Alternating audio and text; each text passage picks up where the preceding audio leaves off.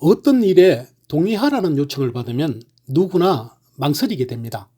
특히 금전적인 문제가 얽혀 있다면 더욱 신중해질 수밖에 없죠. 하물며 내 재산이 걸린 일이라면 정확한 내용을 확인하고 동의하는 것은 당연한 일입니다. 조합 설립 동의서는 단순히 조합을 설립하는 것에 동의하는 문서가 아닙니다. 이 서류에는 사업의 규모, 비용 부담, 사업 운영의 기준 등 내 재산과 직결된 중요한 내용이 포함되어 있습니다.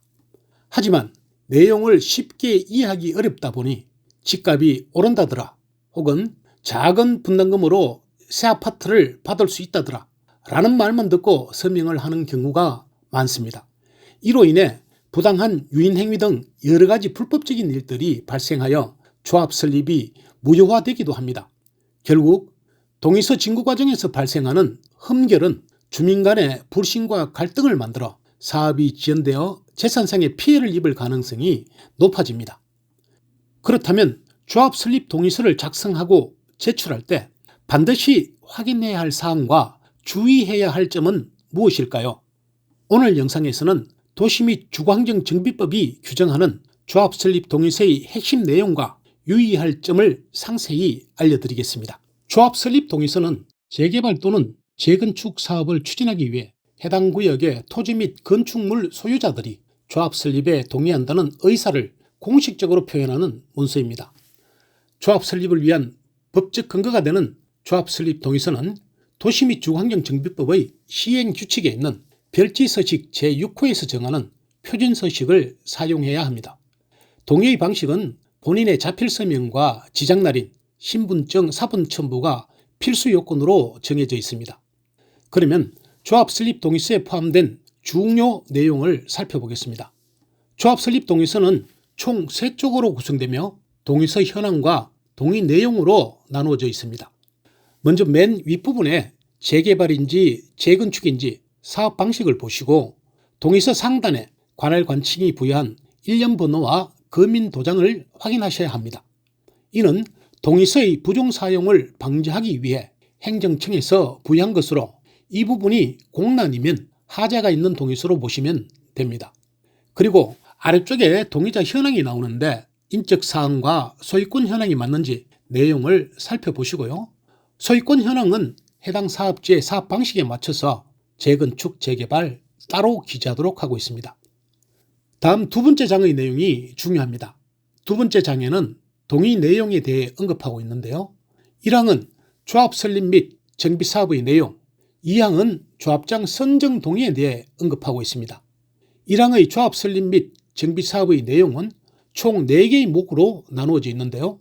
가목에 있는 신축 건축물의 설계 개요와 나목의 공사비 등 정비 사업에 드는 비용란에는 사업에 소요되는 총 비용과 건축 규모를 계략적으로 추산하여 적도록 하고 있습니다.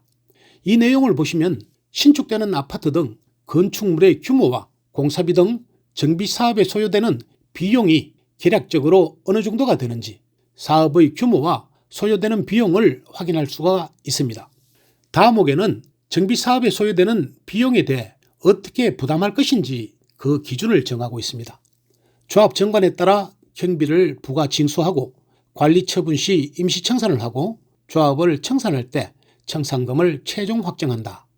조합원의 소유 자산 가치를 조합 정관이 정하는 바에 따라 산정하여 그 비율에 따라 비용을 부담한다.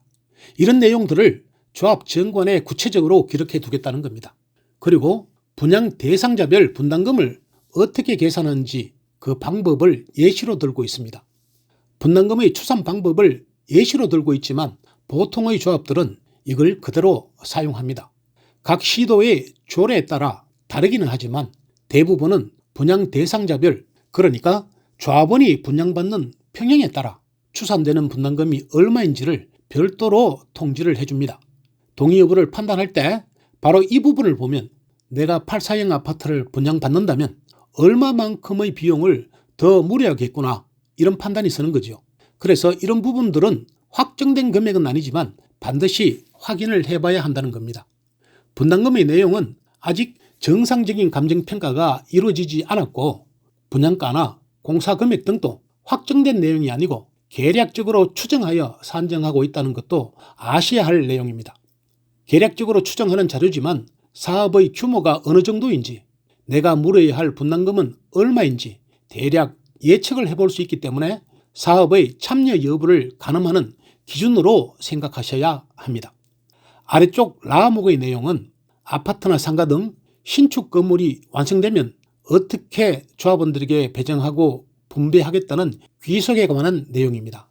예시로 들어둔 부분 역시 보통의 조합에서 그대로 적용하는 곳이 많지만 사업지의 특성에 따라 다르게 적용하여 관리 처분을 하는 곳도 있습니다.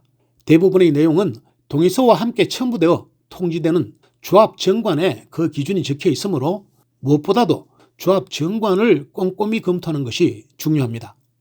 이 항의 조합장 선정 동의를 포함하여 세 번째 장에는 조합 정관에 대한 승인과 정비사업 시행계획서의 내용을 확인하는 부분입니다. 그리고 아래쪽에는 동의서 철회에 대한 내용과 동의서의 내용을 알고 동의한다는 것, 그리고 정비사업의 내용이 변경될 수 있다는 것을 알고 설명하도록 하고 있습니다. 재개발과 재건축은 조합 설립을 위한 동의 요건이 서로 다릅니다. 재개발 사업의 경우 토지 등 소유자의 4분의 3 이상과 토지 면적의 2분의 1 이상의 동의가 필요합니다. 그러나 재개발인 경우에는 동의서를 제출하지 않아도 조합이 설립되면 모두가 조합원이 되는 강제가입 방식을 사용하고 있습니다. 반면에 재건축 사업의 경우에는 현재 기준으로는 주택단지 안에 있는 공동주택의 각 동별 구분 소유자의 과반수 동의와 더불어 전체 구분 소유자의 4분의 3 이상과 토지 면적의 4분의 3 이상의 동의를 얻어야 합니다. 조합 설립에 동의하지 않으면 조합원이 될 수 없는 임의가입 방식을 채택하고 있습니다. 재건축 사업은 2025년 5월부터 조합 설립을 위한 동의율 요건이 완화가 됩니다. 전체 구분 소유자와 토지 면적의 동의율이 4분의 3이었죠. 즉 75%였는데 70%로 완화가 되고 복리시설 소유주의 동의 요건도 기존 2분의 1에서 3분의 1로 낮아지게 됩니다. 이것은 재건축 조합의 설립 요건을 완화하여 재건축 사업을 촉진하는 조치이지만 여전히 조합 설립은 쉽지 않기 때문에 신속한 사업을 위해서 주민들의 적극적인 협조가 필요합니다.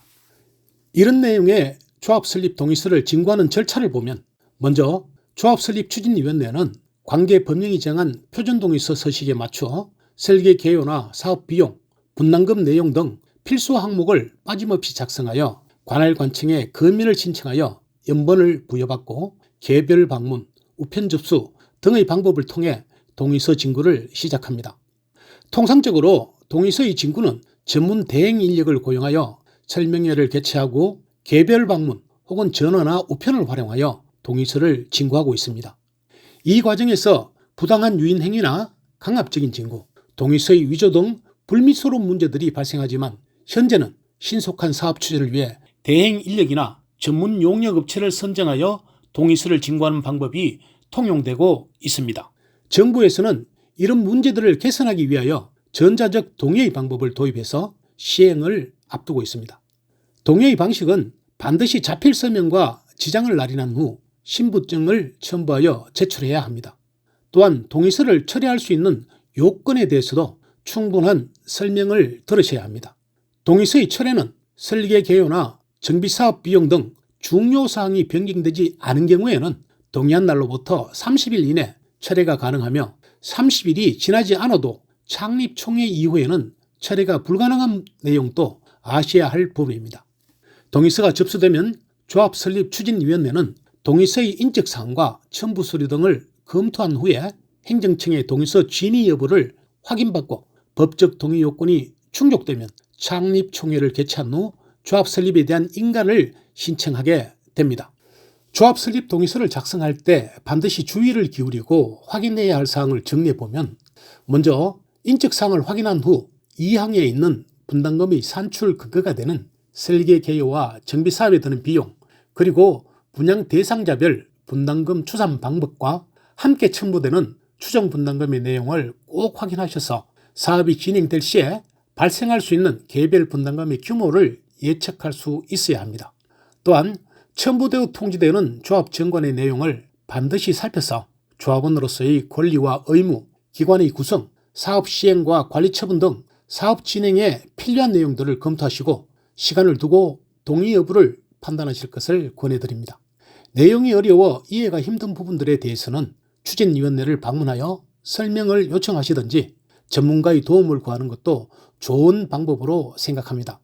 다소 어려운 내용이지만 많은 재산이 걸려있는 중요한 사항이니만큼 신중하게 판단하시기 바랍니다. 조합 설립 동의서는 단순한 서류가 아닙니다.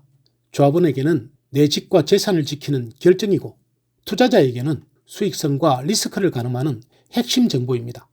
추정분담금, 사업성, 조합 운영 방식을 꼼꼼히 따져보는 것이 후회 없는 선택의 시작입니다. 괜찮겠지라는 생각보다 확실한가? 라는 질문을 던져야 합니다. 남들이 하니까 라는 막연한 기대보다 직접 검토하고 판단하는 것이 시작의 기본입니다. 신중한 검토와 올바른 판단이 안정적인 내 집 마련과 성공적인 투자로 이어집니다. 오늘 영상이 도움이 되셨다면 구독 한번 눌러주시고요. 좋아요, 알림 설정까지 부탁드립니다. 감사합니다.